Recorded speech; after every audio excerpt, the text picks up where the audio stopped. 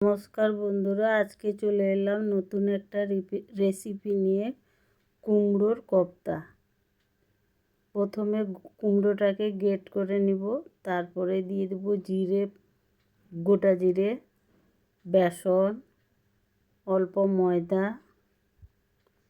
লবণ, লঙ্কার গুঁড়ো, হলুদের গুঁড়ো, ধনেপাতা, কাঁচা লঙ্কা কুচি দিয়ে একসঙ্গে মাখিয়ে নেব। এবার বল বল করে নেব, ছোট করে। সব বল হয়ে গেছে। এবার ফ্রাই প্যানে তেল দিয়ে দিব।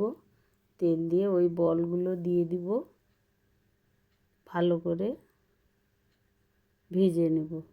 সবগুলো বল দেওয়া হয়ে গেছে। এবার উল্টে পাল্টে ভেজে নেব। এই দেখুন আমাদের ভাজা হয়ে গেছে। এবার তুলে নেব কোপ্তাগুলোকে। এবার ওই ফ্রাই প্যানে তেজপাতা, শুকনো লঙ্কা, গোটা জিরে, গোটা গরম মশলা আর আদা, কুচনো আদা, টমেটো দিয়ে ভালো করে কষিয়ে নেব। এরপরে দিয়ে দেবো লবণ, হলুদের গুঁড়ো, জিরের গুঁড়ো, ধনে গুঁড়ো, লঙ্কার গুঁড়ো দিয়ে একসঙ্গে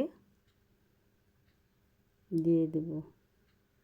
অল্প একটু বাটার দিয়েছি, যেহেতু নিরামিষ রান্না একটু ঘি বা বাটার, আমি বাটার দিয়েছি, আপনারা চাইলে ঘি দিবেন।